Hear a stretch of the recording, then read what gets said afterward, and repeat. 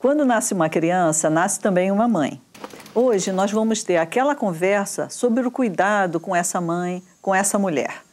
E para falar sobre isso, estamos aqui com Cíntia Ozon, terapeuta de família, pesquisadora do CIESP da PUC-Rio, e Francisco.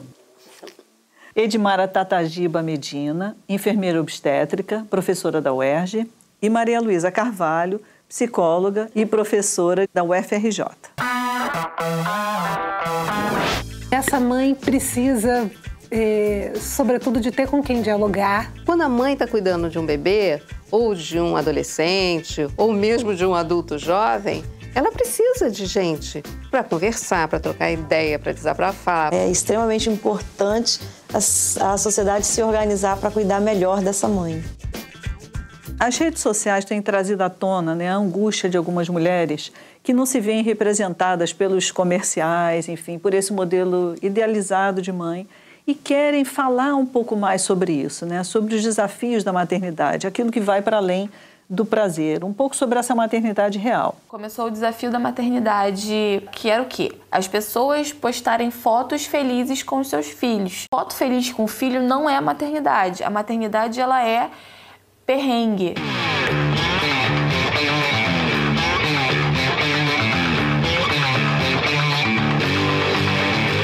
Meu nome é Juliana, tenho 25 anos, sou mãe do Vicente. Fiz um desabafo na internet falando sobre o que eu estava passando na maternidade e desafiando outras mulheres a falar também a respeito. E eu queria que a gente começasse a pensar como é que um pré-natal bem feito pode contribuir para preparar essa mulher para esse momento, O que eu tenho percebido é a importância de se informar, buscar informação. E quando a gente escolhe, de fato, o grau de confiança de vínculo com o profissional é outro. A possibilidade de levar questões, a possibilidade de falar de inseguranças, de medos, de falar do momento do parto, sem vergonha de dizer uma besteira, faz toda a diferença do mundo. Eu trabalhei durante 12 anos na casa de parto da Vicapistrano, que pertence ao município. A casa de parto, ela trabalha com parto natural. Então, as mulheres que procuram a casa de parto vão atrás desse desejo. O que vocês acham que as mulheres trazem mais em termos de angústias, Quais são as suas preocupações? Inicialmente, na gestação, elas ficam voltadas para o parto. E o puerpério, que é depois que esse bebê nasce, elas não idealizaram esse momento. A gente tenta construir isso um pouco durante a gestação, mas é de extrema importância a rede de apoio no depois, porque você falar de uma coisa que é o depois, antes, ela não está focada nisso. Na casa existe o grupo de apoio para as mulheres após o parto, e eu acho que isso faz toda a diferença, essa mulher ter o lugar onde ela vai ser escutada depois. Eu tenho lido coisas assim, do tipo: não me falaram sobre isso, mentiram para mim, me iludiram. E eu fiquei com essa dúvida, eu falei, é isso ou é a mulher que realmente não está preparada ainda para ouvir o depois? Em geral, a gente pensa o pré-natal para a mãe. Isso. E o pré-natal, ele precisa ser para o casal. Porque esse momento é um momento de preparação, não é só da mulher, é do pai também, é do homem também. Então, se a gente hoje aqui está conversando sobre quem cuida da mulher, inserir os homens no pré-natal é muito importante, porque o homem também vai se preparar. Ele não vai só cuidar da mulher, ele também vai estar se preparando para se tornar pai e criando essa rede de apoio familiar. E, às vezes, o pré-natal pode ser com a avó, com a tia, com a vizinha. Eu venho coordenando grupos de gestantes, com mães adolescentes e em vários contextos diferentes, mais em favelas, há uns 20 anos. Mas, pela primeira vez, eu tenho a chance de participar de um grupo de gestantes e sentir de uma maneira muito diferente o que significa isso.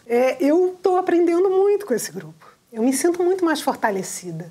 Eu pude mudar o direcionamento do meu plano de parto, tive a oportunidade de estar com o meu marido no grupo e ele aprender concretamente o que ele pode fazer, que massagens, que movimentos, que gestos, relaxar também, se sentir fortalecido pelo grupo. A característica da casa de parto é trabalhar a família, né? Então, a gente tem muito frequentemente os homens participando intensamente, tanto dos grupos como do momento do nascimento. Não só os homens, mas os filhos, né? Frequentemente tem filhos menores que cortam o cordão, que a mãe escolhe no seu plano de parto cortar o cordão umbilical. A fala das mulheres, né, que esses grupos educativos, né, deu um outro rumo à vida do casal, da família. Queria falar um pouquinho sobre a alegria.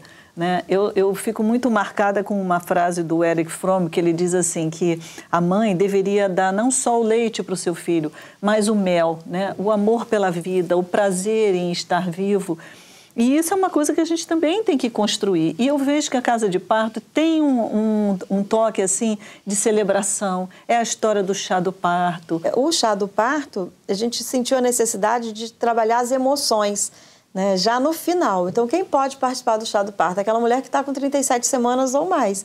Né, que a gente brinca que depois do chá do parto sempre tem parto. São várias atividades que se constroem no chá do parto. Né? Você caminha jogando um dado e que aparece uma palavra e você tem que falar daquela palavra, tipo, estou com medo. Como atividades, tipo, pintar a barriga, né, fazer a ultrassom natural, sempre envolvendo o parceiro, né, quem está com ela naquele momento, né, e a família. A maternidade, ela tem um momento que é pesado depois, mas ela também tem um momento que é muito positivo. A gente tem a pesquisa Nascer no Brasil que mostra que quase metade das mulheres, ou mais, inclusive, não queriam estar grávidas naquele momento, né, e estão.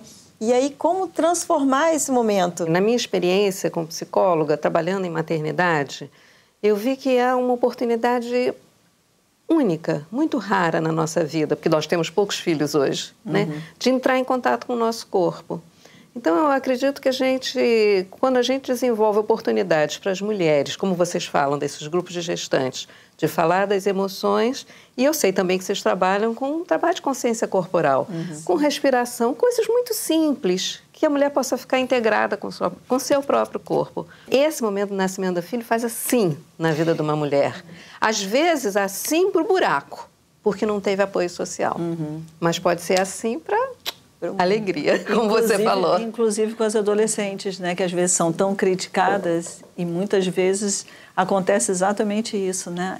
A vida dela toma um outro rumo, ganha um outro sentido, às vezes, com essa gravidez. Né? Para essas adolescentes que vivem em contextos muito diversos, vulneráveis, o agente comunitário de saúde, a equipe de saúde, estar frequentemente na casa, ela participar de um grupo de adolescentes ou de outras mães adolescentes com ela, provou ter resultados assim extraordinários em termos de ressignificar esse momento, de dar uma guinada diferente para a vida, retomar estudos. Agora também é importante colocar, né, Cíntia, que tinha um olhar para ela, porque muitas vezes esse agente que vai na casa ou o profissional que atende, né, atende a criança e esquece de trabalhar o vínculo, esquece de olhar, às vezes, o sofrimento dessa mãe. A gente vê muito isso, por exemplo, na questão do aleitamento materno.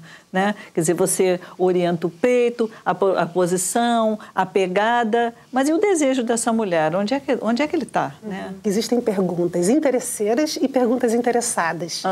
Interesseiras é quando alguém está com um interesse específico lá no aleitamento. A pergunta interessada é aquela que se dirige: como é que você está? O que você está pensando sobre isso? O que está sendo difícil para você? Como é que a tua família está vendo isso? E esse interessado é que constrói o vínculo. Né? E essa constância também, né? Poder ser acompanhado ao longo de um tempo.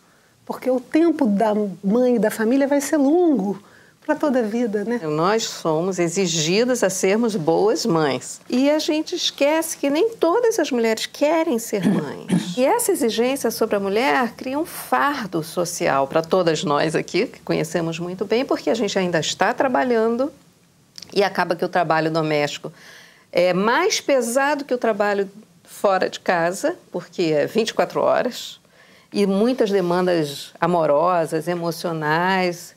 Então a tarefa da mulher, ela é realmente muito dura. Sabe aquela imagem da mãe feliz, perfeita, cuidando do marido, dos filhos, da casa e lidando de forma exemplar com o mercado de trabalho? Então, essa imagem precisa ser repensada. Um estudo mostra que mais da metade das mães brasileiras considera a rotina exaustiva. As meninas são criadas a acreditar que a razão máxima de ser mulher é dar à luz, é ter um filho. Não se tem a consciência dos percalços do caminho. Queria que a gente pudesse explorar um pouquinho essa questão do parto também, né? Se vocês acham que essa mulher, quando ela tem mais opções de escolha, que impacto que vocês acham que isso tudo tem depois, justamente no puerpério, na forma dessa família lidar com esse bebê? O fato dela poder escolher, né, dela participar, conversar, aquilo vai dando um empoderamento para essa mulher, né? E assim, isso é para a vida dela. Quando nasce aquele bebê, que a mulher olha, ela só fala, eu consegui.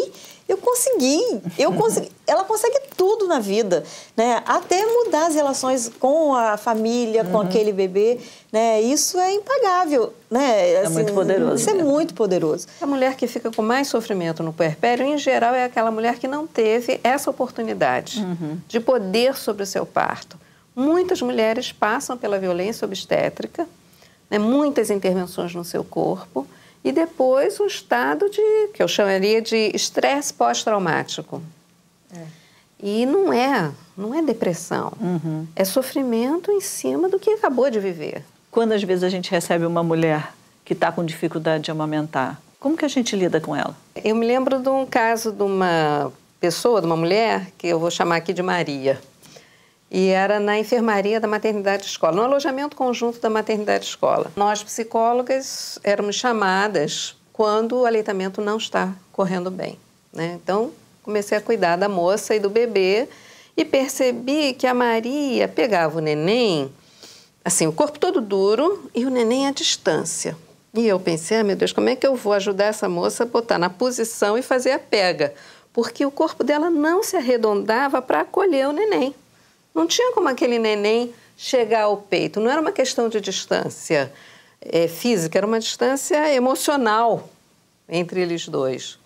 Mas a moça estava muito interessada em cuidar do seu filho. E aí eu comecei a perguntar a ela, quem é que cuidou de você? Como é que foi? Se você mamou no peito? Tentando entender um pouco aquela moça, como é que era a vida dela. E ela contou que ela foi criada em orfanato e que depois do orfanato ela foi trabalhar na casa das pessoas. E eu percebi assim, essa moça nunca foi acolhida. Ela não teve colo. Como é que ela vai dar colo se ela não teve colo? Aí eu pensei, ela não vai entender que o bebê dela é todo molinho. Aí pedi para Maria ficar de pé comigo e eu apoiei os braços por baixo das axilas dela e disse assim, solta teu corpo para você entender como é que está o teu filho. Teu filho está todo molinho. Maria não soltava o corpo, toda dura, e eu aqui apoiando ela toda dura. Foi um trabalho lindíssimo. Todas as outras mulheres do alojamento começaram a dizer com intensidade, se solta, Maria, se larga, Maria, solta o corpo, Maria. E a Maria foi sendo contagiada e ela se soltou no meu corpo. Na hora que ela se soltou, eu falei assim, olha, seu bebê está assim. É assim que ele está, todo molinho, todo solto. Você vai precisar pegar ele para ele se sentir firme com você. 2 dias depois, Maria teve alta com seu bebê e amamentando muito bem e ela pôde viver, né, na relação ali com o grupo, não era só comigo, com o grupo, um apoio para ela poder descansar e poder acolher o seu filho. Eu me emocionei porque é a magia do grupo, né? É a magia do grupo. A magia do grupo, a magia de quem está ali junto, na mesma toada. Meu primeiro filho eu tive durante as férias. E no segundo ano era um grupo tão solidário que havia 2 grávidas. Nós dividimos os plantões de modo a não prejudicar muito as que não estavam grávidas. E eu consegui ficar 3 meses em casa. E isso fez total diferença. E eu percebi assim que nem todo mundo tinha essa consciência de que um bebê é um presente para a sociedade, né? Aquilo que os africanos fazem, né? É preciso uma aldeia para cuidar de uma criança. Eu acho que a gente tem que incorporar mais esse conceito, né? É verdade. Para a gente poder cuidar melhor dessas crianças e desses pais também, né? para ter essa sociedade também mais solidária que a gente deseja.